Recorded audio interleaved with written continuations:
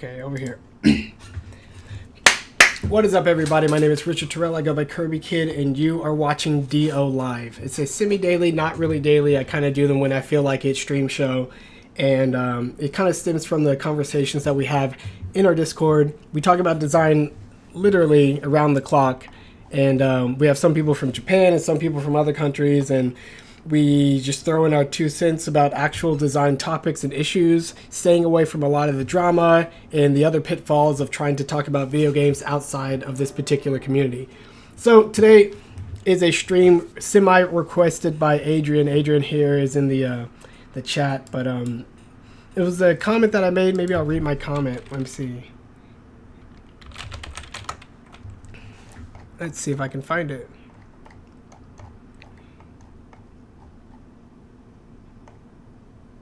I'm going to type in the word definition.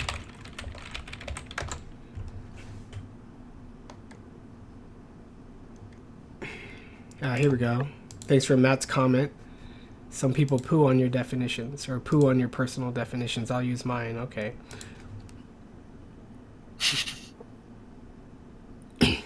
Okay. So I was just reflecting on some of the news that was in. People were talking about fighting game accessibility, and people were talking about, what were they talking about this time? Battle Royale and other such things. And I was just like, oh, you know what? A lot of people struggle with words and definitions a lot of the time, and this was like an issue that was very 7 years ago when people were railing against language for games because they thought they could do without it. And now look at us in 2019. But it's been sort of a mission of mine and a hobby to use language in order to better help us think about games, think about design, and communicate with one another better. So these are some of the trickiest, most nebulous, most difficult to pin down topics that came to mind. And some of the definitions that I use, we'll just discuss them and kind of consider why these definitions work for the discourse instead of just people not liking my particular slant on it. Who cares about my slant? We're going to talk about why these will actually help you become a better designer and think about games more precisely. So that's why the pun at the top says de-FINE-ite, definite, some kind of weird mix between define, definite, and finite. I'm still working on it, but that's what you get so far. So anyway,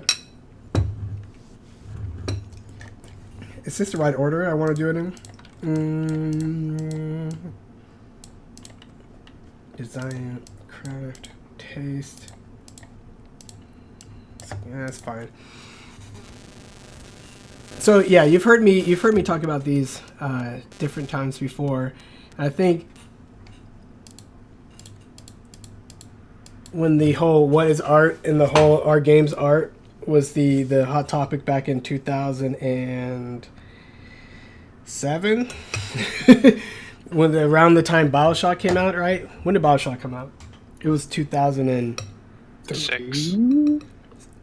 Six? No, it was when I was 3 years ago. It was 2003.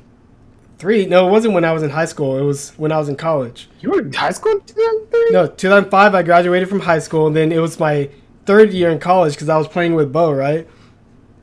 First year was Gears of War, Geometry Wars, and then 2007. 2007, okay. And then people got all bent out of shape, and there was all these kind of additional concerns and considerations like, inclusivity, what kind of games are quote-unquote valid, and the industry as a whole was just kind of figuring out that their player base was a lot more diverse in their interests and their backgrounds than they knew, and this particular debate just kind of inflamed all that. And the fires are still smoldering somewhat, but people have moved on to other topics.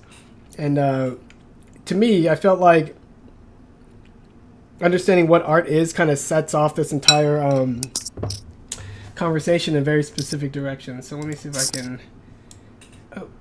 Let me see if I can do this. I did the what is it? Critical gaming trigon theory.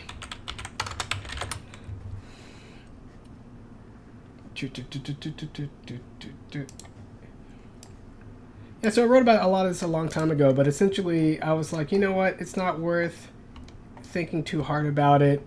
If you do a lot of different art forms, it's a lot easier to understand, what art is by considering how it works and why people make art in the first place.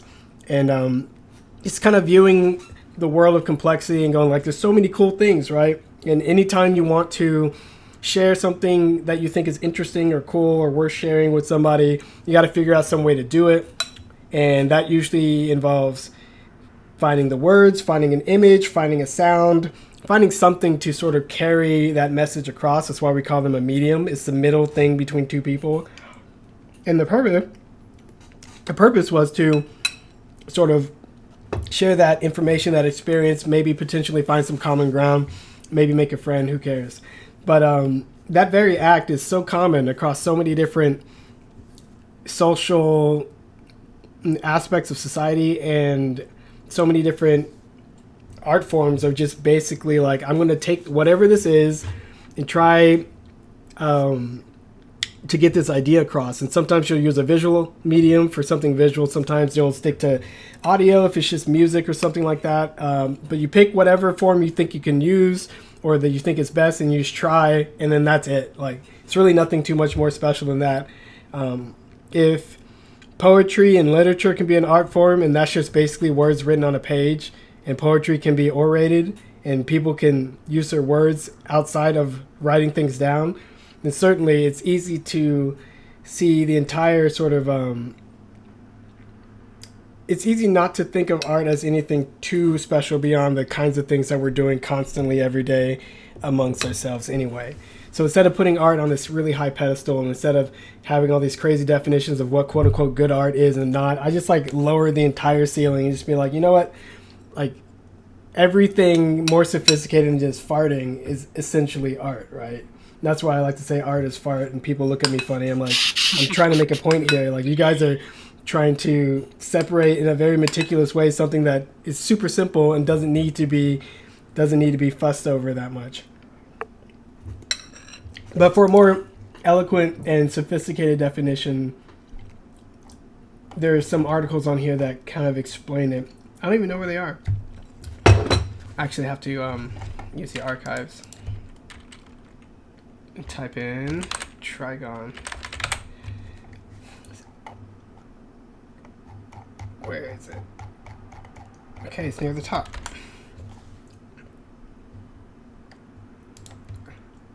And these were when I responded to a lot of different popular arguments and articles at the time. There was an article called On Killing Gameplay. There was an article by the creator of Proteus, Ed Key's name, I believe, and he talked about art, and especially considering that his game was sort of on the non-gameplay side of things, and obviously what he made and the people that sort of rally behind it had something particular to say about its legitimacy. And then I had here Kieran, it wasn't Kieran Gillen, who wrote the Tevis Thompson wrote the We Are Explorers in Search of Mystery in Video Games. So I responded to all these articles. I actually got to meet Tevis in person, and a really nice guy. It's funny how much nicer people are in person. But yeah, you can read about it there.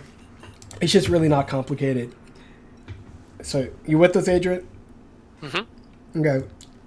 Next one, something I also define on my blog all over the place and refer to the definition all the time, but I think a lot of people,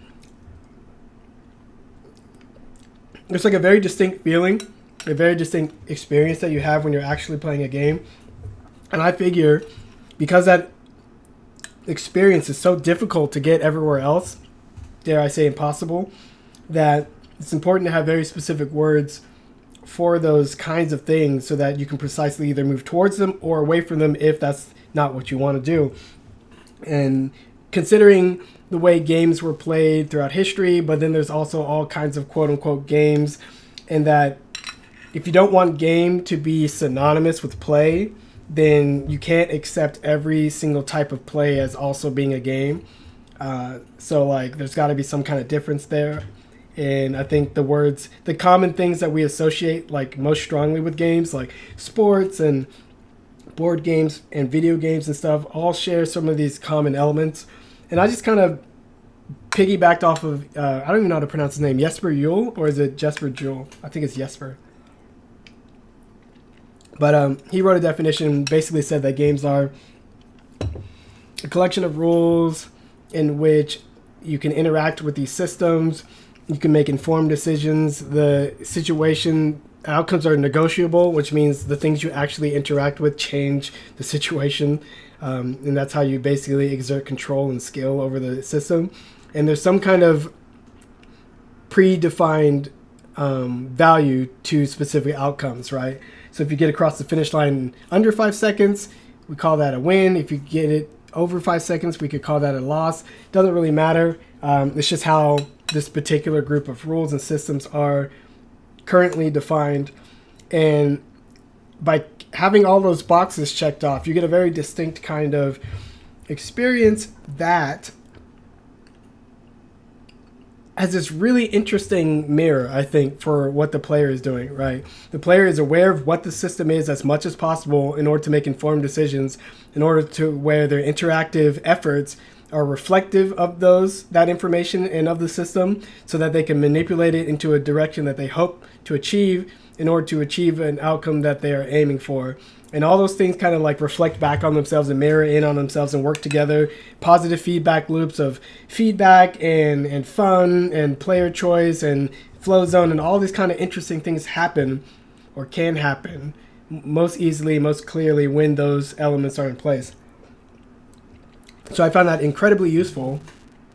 And I found that without making a distinction like this, you are prone to, if you're making a game, put in a lot of things you find interesting, but just because you find it interesting doesn't mean it goes well together. My brother tells a classic story of when he used to make himself some beans on the stove, and one time when he was a kid, he just like threw in every single ingredient he liked, because he liked every single ingredient individually, and it made like the worst food ever, right? Like everybody knows in the kitchen and in life and other places, you can't just put in everything you want. You can't always have everything you want at the same time. There's a time and a place and a balance and a mixture and a combination for all different kinds of results. And trying to very precisely get a good result, you need to be very intentional and precise about what you're doing. And that means understanding a little bit more about the system or the food or the product that you're making. And therefore, once you use this definition for game, you're going to very clearly slot things into categories. And those categories aren't exclusionary. It's like, oh, these things work really well together, and these things work really well together. And by better understanding those two separately, then you'll be at an even better position to mix and match them, right? I think there's a classic culinary sin of combining pineapples with pork. You know why, Adrian? You have any idea why? No. I could only hazard a guess. Do it. Because I want to eat ice cream. Just make it up. I think it's something to do about you can't have something that's sweet and juicy with something meaty. But, I mean, I've heard of sweet and sour pork, so that's why it's like, don't quite know. I think it's something to do with the acid in a pineapple and how it breaks down something about the pork and the proteins there, and you put it together, it makes either a very weird taste or a very weird texture. I remember watching that on a Food Network episode a long time ago, like 2006. I guess that's forever ago now. But there's something about it, right? And when you're dealing with food, you can't ignore the fact that they're chemicals.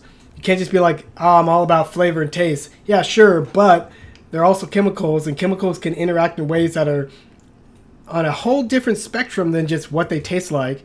And that can influence what they taste like. It can influence the texture. It can influence the cook time.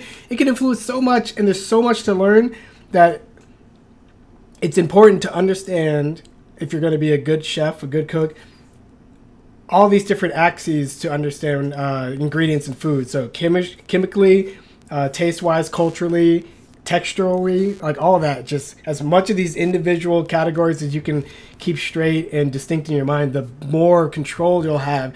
I think there is a way to cook pork and pineapple, but I don't think you cook them together.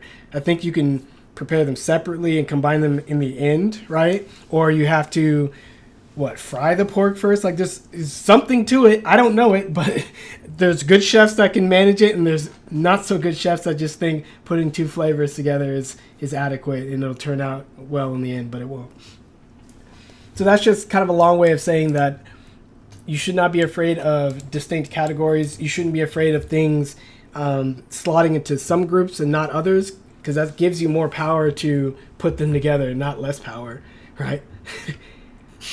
So this definition of game is very lean, I think. It's very precise. I should, put it on the screen. Yeah. Shut up. No, just kidding.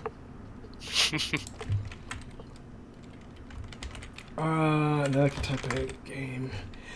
Game, Half Real Chapter 2. A game is a role-based system with a variable and quantifiable outcome. The quantifiable part's important, because if you can't measure it, then how are you supposed to tell one way or another if it fell in this group or this group? Where the different outcomes are assigned different values, the player exerts effort. Wow, I lost it. The player... Wow, where's game? There we go.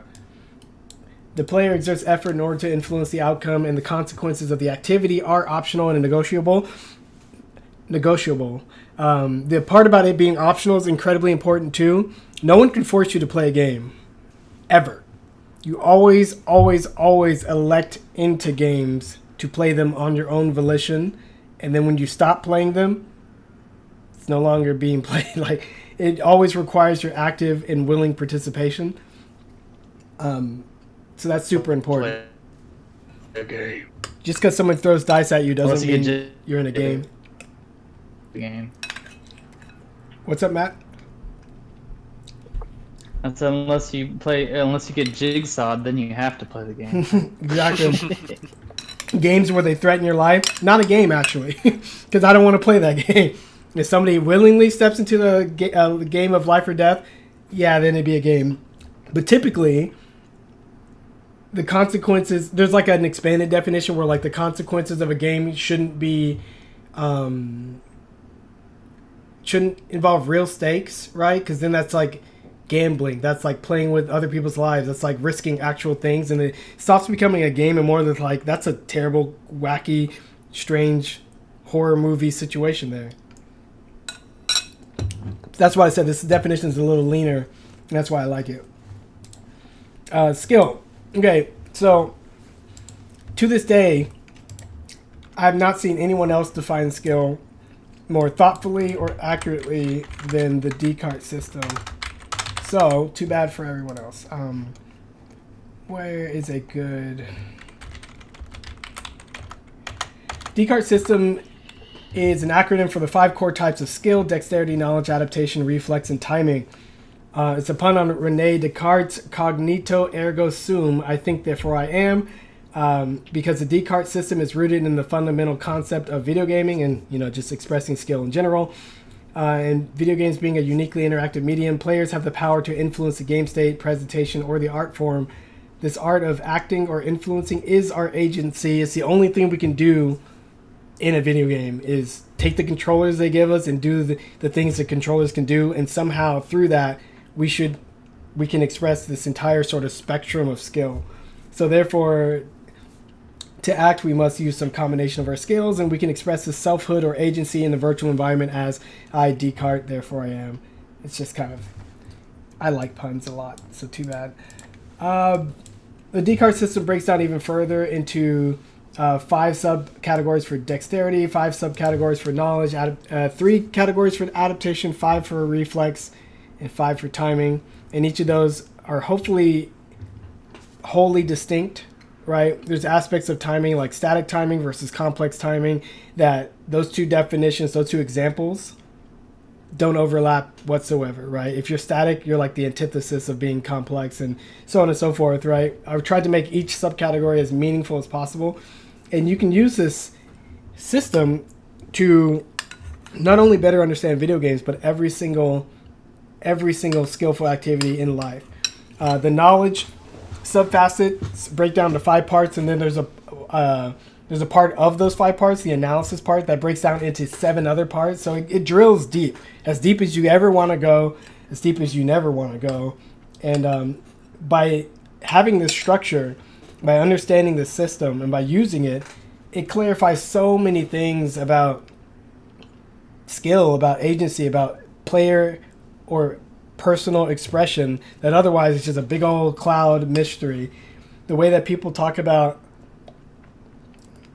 intangible skills, the way people talk about mind games with fighting games, there are all these weird factors. They like struggle to find the language to describe the things that people are doing.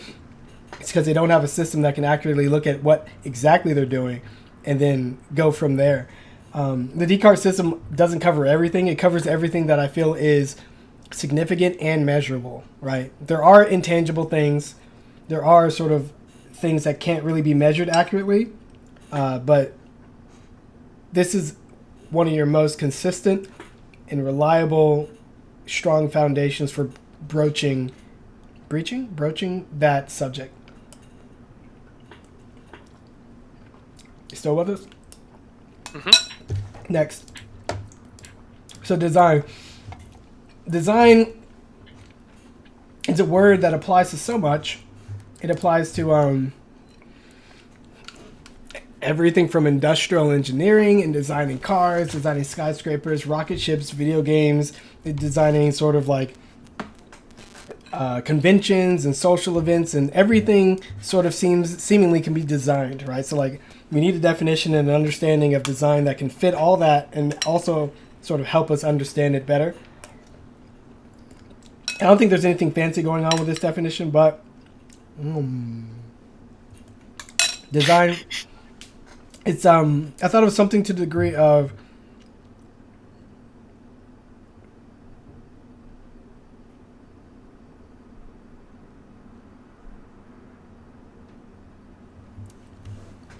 identifying and solving problems,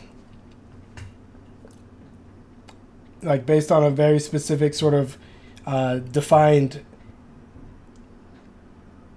target, right? Whether it's a target audience or a goal you want to do or constraints that you want to stay within. And then once those are set, you're like, design is manipulating the pieces, arranging them, discovering a way to reach the goal given those constraints and given the constraints. So we had this conversation before where I'm like, I think there's 3 distinct levels when you're trying to understand people making games and game design. I think level 1, people just say the wouldn't it be cool if. That's level 1. Everyone loves playing this game. You just take whatever you like and just throw some other idea, like wouldn't it be cool if we had Chrono Trigger but it was in VR. You're like, sure. Wouldn't it be cool if, we had Smash Brothers, but then Cloud wasn't killing us all the time with his cheap, broken characterness, and like that'd be cool too. Or sometimes it's, wouldn't it be cool if we combined X game with Y game? That's just part of a natural part of being curious, and a natural part of recognizing that distinct, separate things can potentially be merged. Very first level complexity here.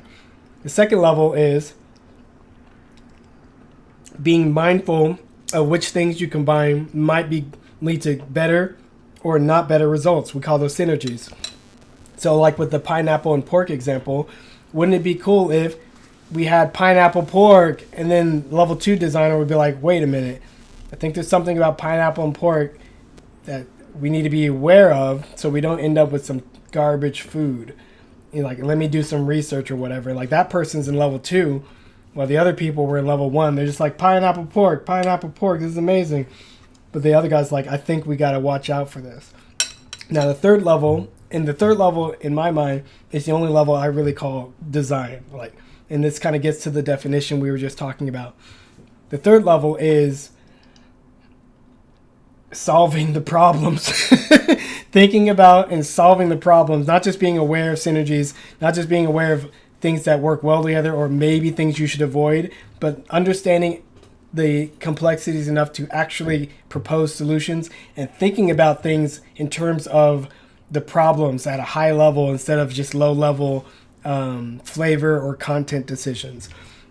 So great example is ARMS. ARMS is a fighting game on the Nintendo Switch that, as the developers have described, the very first task for the design team was to figure out if it was even possible to create a quality fighting game experience from over the shoulder. That's it. And they knew that for a quality fighting game experience, you need to be able to see what's happening. You need to be able to aim in some way. You need to be able to move in some way. And putting all those things together, they prototyped and came up with the core of what became ARMS. That's true design. It started with the problem. They didn't start with, wouldn't it be cool if we had stretchy arms? Yeah, let's make a game with stretchy arms. Because when you do that, you'll probably quickly run into the fact that there are these design problems. And if you didn't tackle them seriously up front, there's a good chance that you're not going to be able to tackle them later in development. And what if there's actually literally no solution to a problem? Then you need to scrap that idea. It's much better to scrap it early than it is late when you're like, wow, we just can't get the camera to work. Yeah, you shouldn't have made all the rest of the game. You should, if you're a designer and you're worth your salt, you should anticipate these problems and attack them, address them, solve them, fix them before they actually become sort of like project dooming problems, right? And that's what I consider to be design. People who are actually consciously on the level of addressing problems. Got it so far? Mm-hmm. You okay over there, Fox? Came in here. Doing fine. Okay, so then, like, I had these. Let's do taste first, because craft and balance are my newest ones. So then we go to taste, and people are like, ah, yes, finally, I can use my opinions against you. Set up a wall made out of shields, and there's nothing you can do about it. And people are like, I have my own taste, and you have yours. Game over. No, I just started like kicking back on everyone who's been saying stuff like that.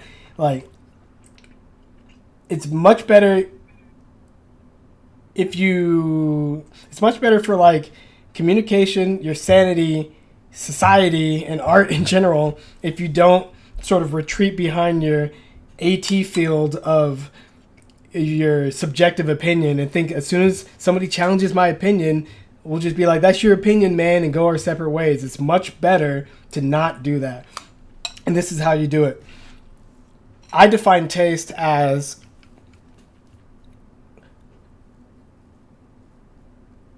I have it written down somewhere. I should probably pull that up. 1 second. Nah, I'll just memorize it. So taste is your ability to contextualize, meaningfully contextualize increasingly complex situations, cases, examples, whatever. Taste is your ability to find the meaning in / contextualize increasingly complex examples, cases. And like why that definition works is because, one, I kind of left it open-ended. It's like never ending, right? It's not like taste is your ability to list 100 things, finite number. Like, no, it's increasingly, right? And it's your ability to contextualize meaningfully. So we're not just asking for you to explain things in a way that makes no sense. We're asking you to find the story behind X, the meaning behind X, the logic behind X, the kernel of truth behind X, the through line behind X, whatever anyone sort of values or finds meaning in any aspect on any angle. Your ability to identify those things that are meaningful and then share that meaning, illuminate that meaning to somebody else is what taste is. Well, so that's like what a critic does, right? But then their ability to do that not only for this case, but the next case, and the next case, and the next, increasingly is what taste is. The more of that you have, the more taste you have. It's not about like a checkbox that says like, I have good taste and you have bad taste because you played that game. who cares about all that? It's about your ability to continually contextualize it. So it's not just like, oh, Dark Souls sucks. Like, no, like I think I understand why, the get good phenomena, the meaning behind that, the history behind that. I can explain that in a way that doesn't demonize people or throw them under a bus. I can explain why people liked it and why somebody, out of all things to say, was like, you know what makes Dark Souls great that no other game does? You actually have to pay attention to the timing of enemies' attacks. Whoa, crazy! And you're thinking to yourself, how could somebody possibly think that when every single action game since the NES, you have to pay attention to the timing of your enemy's attacks? So the only way I can think of that somebody would ever think that that's a new thing in Dark Souls is if they've only played RPGs. If you've only played like puzzle games and RPGs and whatever, maybe rhythm action games and racing games, whatever. When you get to Dark Souls, which is very much a game that's like an action RPG, so naturally it's going to be pulling in more RPG people than a typical pure action game. You're going to find these cases where somebody's going to come up having not had any experience in Devil May Cry, Zelda, or anything else, person with a sword in hand, and go, wow, this is super neat. Yeah, it's what we all love about action games. It's cool that you discovered it and found it there. Nothing wrong with that. But in general, the statement of Dark Souls does it and other games don't is wrong, factually incorrect, but it doesn't matter about if it's incorrect. Understanding that full story is what is the real picture behind it. It's what makes it to go, oh, I could see things. I could see why that could happen. And your ability to increasingly do that for that player, the next random comment, the next game, the next crazy get good phrase, wackadoodle gamer movement. Like the more and more you can contextualize things, the more taste you have. Because in order to do that, you have to understand the culture, understand the time, understand the people, listen to people, research, play things. You have to do like all the hard work. And then that hard work is only... you only achieve that level through experience and by basically expanding the kinds of experiences you expose yourself to and take seriously. You therefore gain the power to have the ability to contextualize more and more things. So it's kind of like a roundabout way of saying the people who do the work to actually listen, to actually play, to actually do, have better taste than people who don't, because of all the reasons I just said. You get that by expanding your horizons, not by doubling down on your opinion and going, well, it's my opinion, therefore my tastes are just as good as yours. Your taste is not as good as mine. I worked for mine. It is the direct reflection of hard work. It's not just something you can feel good about or feel like you got a good taste. That's useless. That definition is useless. So you can clearly see that food critics who have good taste probably have eaten lots of different kinds of food in lots of different places around the world. They've actually gone to the country of origin to taste the food of its origin in the culture that has been eating and refining that food to gain a better perspective of, well, this may not be the best Italiano pasta you could possibly eat in Italy. It's actually good for these reasons, or it's actually reflective of this and that. And it's actually a mix of style between this and that, or whatever. Like, your ability to tell that story and contextualize it requires you to have gone to Italy, basically, to have also eaten outside of Italy, and to continually gain those experiences that expand your horizons in a way that allows you to explain in context, in a meaningful way to other people. Still with us? Mm-hmm. Whoa, the sound came out of my phone. What happened? The definition. Why is the sound coming out of my phone? I did not click this on my phone. What? What the? Hold on, guys. What happened? Okay, I probably did click my phone, but... Okay, we're going to move on to the next one. Craft. Interesting thing I started really piecing together and thinking about recently. Craft is,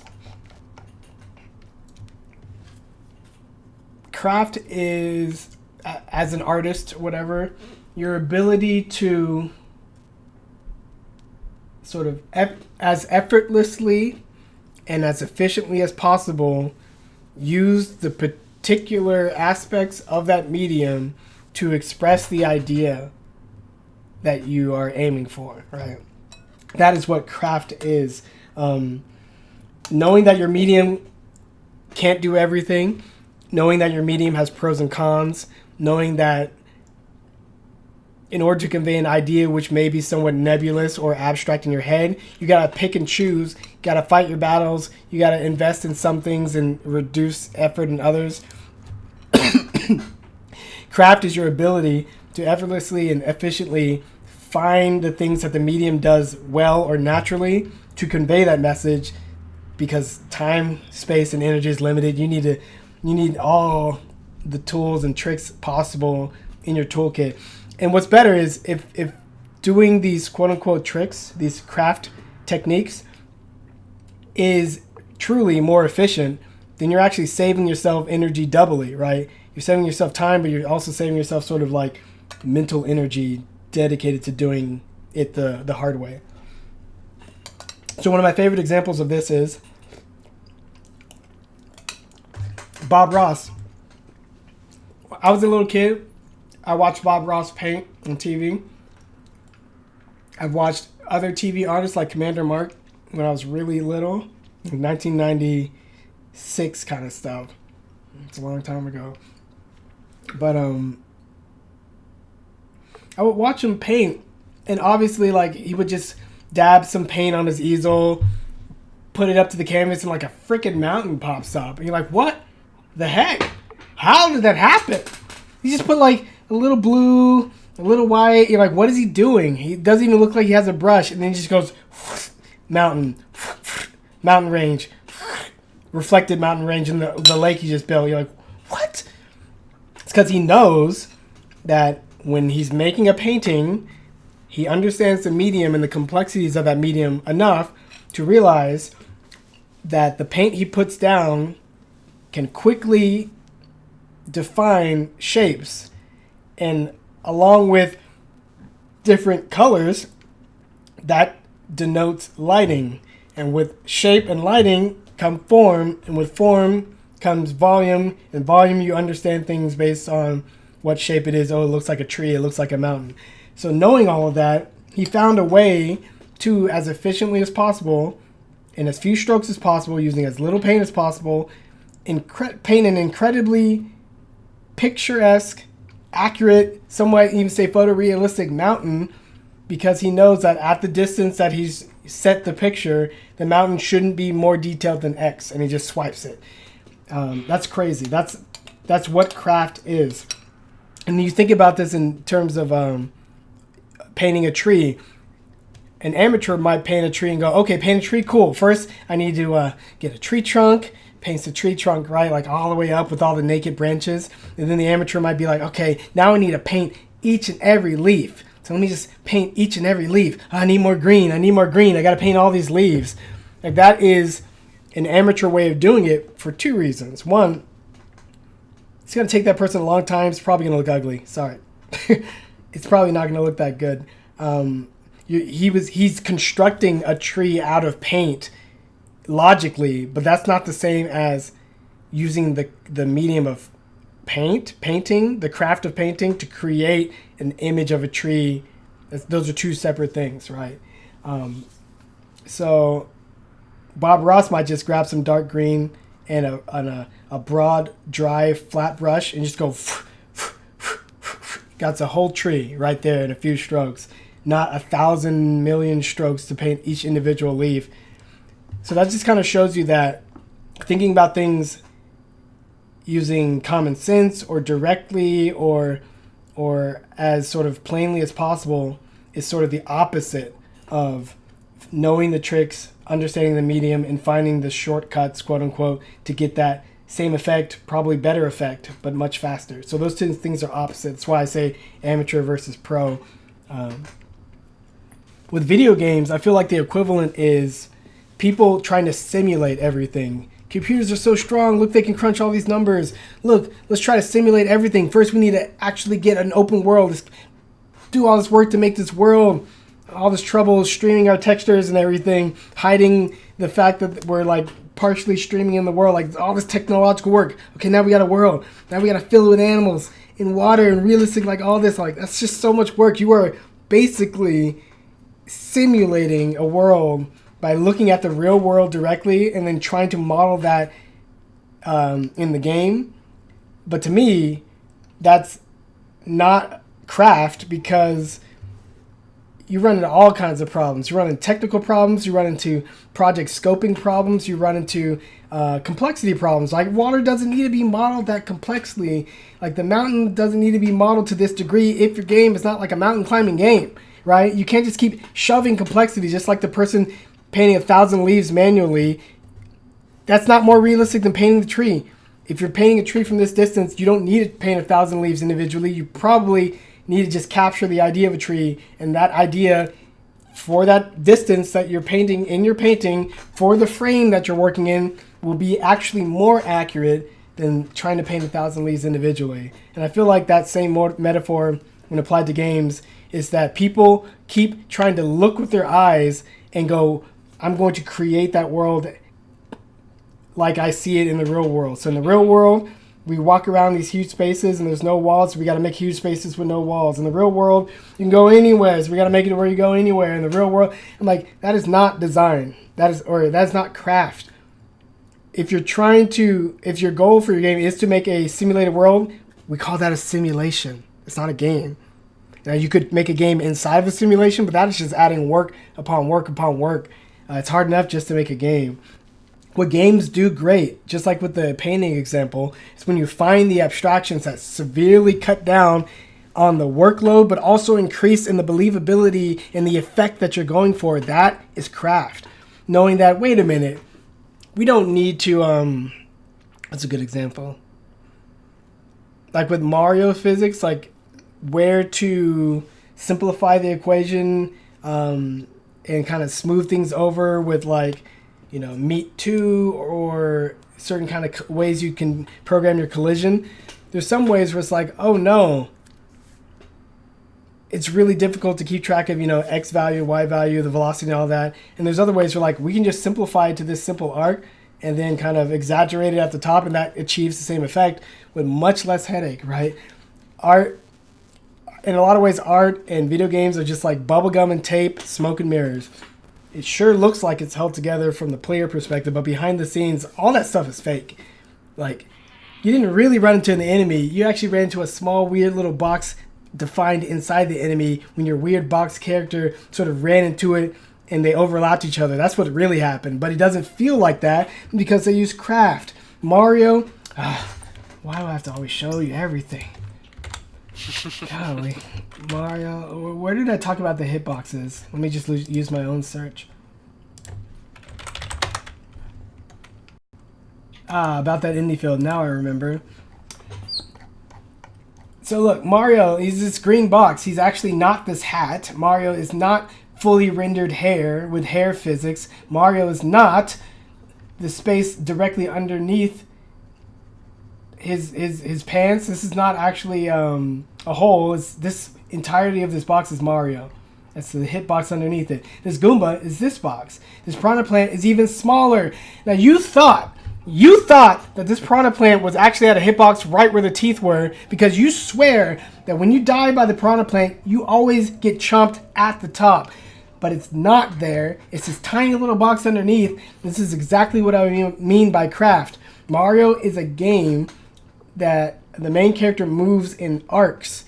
Mario is defined harshly by this box, but because the box is consistent, the player can have better expectations about how Mario will interact in the environment, not snagging his hat or his shoe or his nose on the edges of things, because he's literally defined by a box and not how he appears. Likewise, if you made the hitbox on this Piranha Plant any bigger, then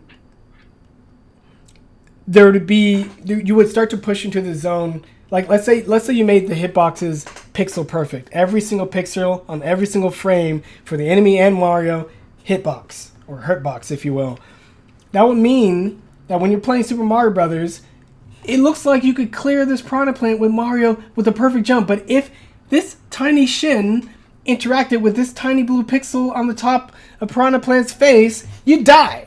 And you're like, what? How did I die when I was clearly above it? Yeah, you were clear above it. And in fact, directly representing hitboxes by the pixel of the screen is not craft, is not design. The idea here is a man is running through this environment and this plant comes up with a choppy mouth. So in order to make that idea, define it like super accurately through function, through the actual gameplay, they shrunk the Piranha Plant hitbox. So Mario actually, if you look at the bottom right corner of Mario, in order to clear this plant and not get hurt, do I have to Photoshop this? You can imagine it, right? The very bottom right corner of Mario's box has to clear the top left corner of the Piranha Plant. In order to do that, you pretty much have to be moving upwards at a good velocity. If you do that, you pretty much nearly clear the top of it when you're moving like that. And when you do that, you pretty much jumped over it. So what they did by making the Piranha Plant's hitbox so conservative is there will be times when the more precise you play, it'll literally look like Mario jumped in between the gaps of the clamping jaw, and you barely like a movie leaped through right before the jaw closed in on you, because you can kind of see it how the hitboxes would interact, and there'd be a very tight but real and possible case where Mario's bottom edges of his hitbox would barely coast over the top edge of that Piranha Plant box, and they fine-tuned those boxes to give you that cool movie effect, that cool narrow out of the jaws of death kind of platforming. And then yet, despite having this super conservative box, you probably would have sworn that Piranha Plant was deadly all the way to the top, or very nearly so, not nearly this low. And that is craft. Right here, this is craft. That's exactly what I was talking about. It's a great example. And finally, balance. Balance is interesting because I had this really crazy idea for what balance is. I was like, wait a minute.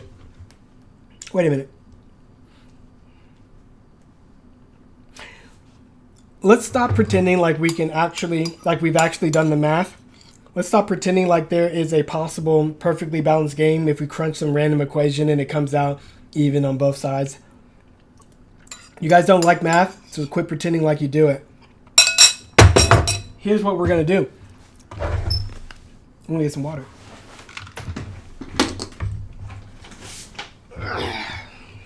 There we go. So, let's use an entirely different way of thinking about art, complexity, games, all that. If everything that we said previously in this talk is true, and you're like, oh, so people are trying to use the art and pick a medium, understand that medium, understand the ins and outs, think about upcoming problems, carefully pick which things they can simplify in their game to represent the ideas they're going for, and hopefully that idea comes across, right? We just kind of ran the entire sort of gamut right there. That means that the end user is going to be, complexity is going to be flying at them, pictures, light, sounds, whatever. And you got to sit there and like shove it in your eyes. You got to absorb it. Well, that's quite an engaging experience. This is why TV catches our attention, movies. This is why video games are so engaging. This is why once you sink into a book, it's engaging because it can take up your entire focus, your entire mind, picturing the images and interpreting the words and hitting the buttons and listening to the sounds and watching the images on the screen, all of it. So, if something is too complex or there's too much going on, then it's going to fly past your awareness, your understanding, your perception. Crazy stuff could be happening and you're like, did you notice that little thing in the corner? You're like, no. I was looking at the crazy stuff that was happening, and I was also blinking, and I was also thinking. So no, I didn't see absolutely all the stuff that happened on the screen. With that in mind, designers and craftspeople, they are hyper aware, good ones, are hyper aware of how much they're throwing out at a time. Like, sure, if you're a little kid or you're a baby, you might not be able to handle like a movie. But for most people and adults and grown-ups or teenagers, whatever, like, you got a pretty good idea of how much they can handle. Like, Not too many characters on the screen, not too much motion on the screen, not too many small pieces of text on the screen. Like all those kinds of principles they apply as they make whatever.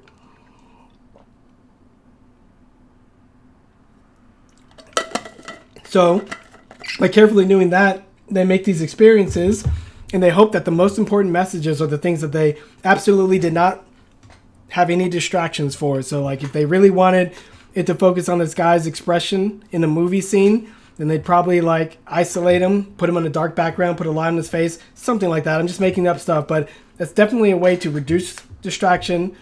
And there's ways to use audio, there's ways to do the editing and cutting in a way that draws attention to certain scenes and others. They have all kinds of techniques, but there are ways to do it. And if that's the most important thing, your big takeaway, the lingering moment you want them to think about, then you do everything you can craft-wise to make sure that that is a focus.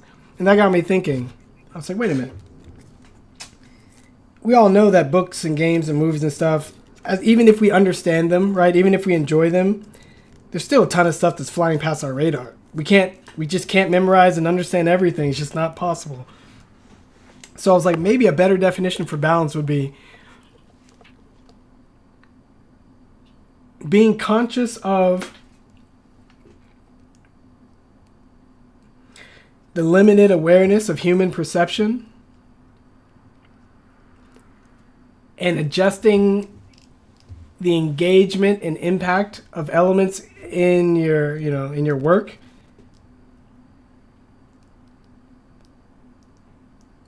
to, as much as possible, reduce the distractions and focus on the core elements. Like, maybe that's a better definition of balance.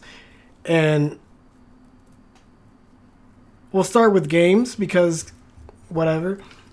A lot of people talk about balance all the time. And they're like, man, this character in a fighting game is so unbalanced. Oh, this strategy is so overpowered.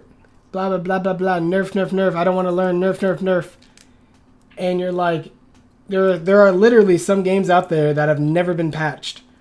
And sometimes they get a pretty good balance of stuff.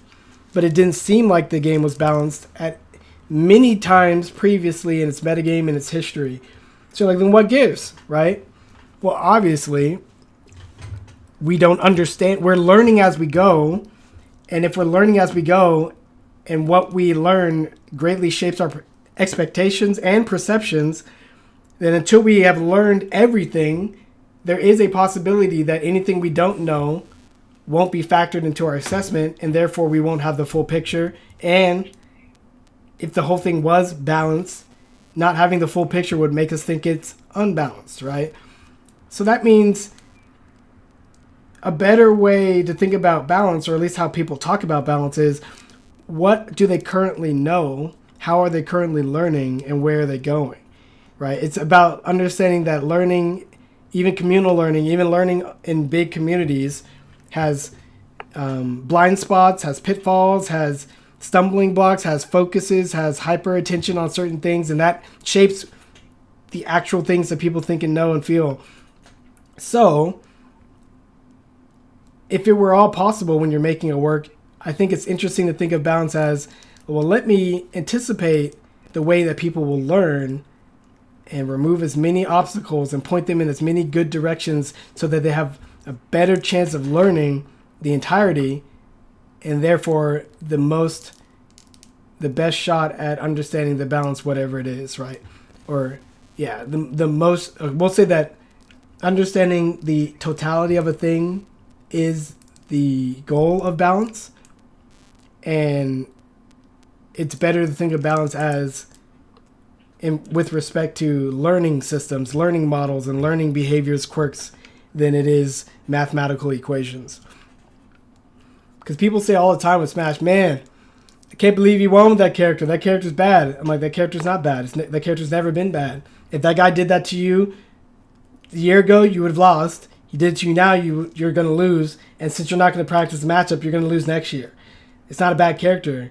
He's like, yeah, well, he's just one-off. I didn't say that this character is for everyone. I didn't say everyone could easily learn this character. And I didn't say that you even have to understand why he's good. I just said it's not bad because I understand. So, like, that's a huge sort of much more complex sort of example there. But it happens all the time. People think their character's great. Then people learn the character's not great. People think characters are bad. People learn the characters are good. In the right hands, any character can be deadly. A player named T from Japan in the 2GG Civil War saga, which is like a tournament for Smash 4, happened a few years ago. He came in and got like second place with Link, a character that nobody thought was particularly good. And you're like, oh, what did he do? Did he like bust out all these crazy techniques? Did he like glitch the game? Did he show people something they'd never seen before? Well, no. He showed people things they've all seen before. He just basically, I say it jokingly, he got second place in one of the biggest tournaments in the nation by just using Link's forward air over and over and over and over. He just used Link's forward air. It's a great move. Forward air landing, forward air jumping, back up forward air, going forward air. And he just beat people down. Because Link's forward air is great. It's strong. It kills. It's two-hitting. And you're like, well, why didn't nobody do that before? You're like, I don't know. There could be any possible reason to explain why people overlooked something and focused on something else. But from my perspective, which I try to do is understand games as told in their totality, I didn't think Link was bad. And when he wins, I'm just like, yeah. He forward aired you. That's a great move. So that's sort of getting a little bit closer to the complexity, the kind of headspace that I think about when I think about balance. And I think it's more accurate. I think it's more helpful. I think thinking about balance like this helps you get better taste, right? Because you have to understand history and audience and culture and all that stuff. And I think having better taste exposes you to more techniques and more possibilities, which helps you with your craft. I think having better craft and being efficient in some ways and finding simplifications and abstractions for things to be best represent them is how you free up a lot of energy when you're solving problems in design. I think when you focus on solving problems and problems that are situated out of gameplay and players playing and functional things, you make better games. And I think once you do all those things, right, you finally make better art. Finally.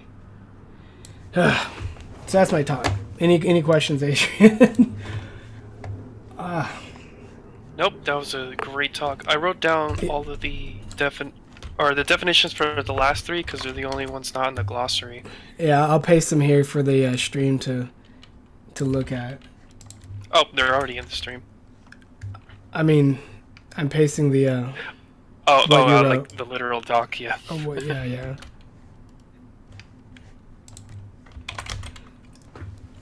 Yeah, and I guess you could say that the entirety of these definitions, or nearly all of them, are the result of the sort of enlightened style total learning system that I've been developing, and how it changes the way you think, how it changes the way everything fits together, how it sort of cuts through the confusion and complexity, and all of a sudden things are just laid bare before you. You're like, oh, I think I understand now. And all the squabbling and the quibbling that you hear online just becomes noise now. You're like, man, that's it. Just, man, sad. It makes me sad. Cool. I'm going to hit the off button on the stream and maybe never share this online.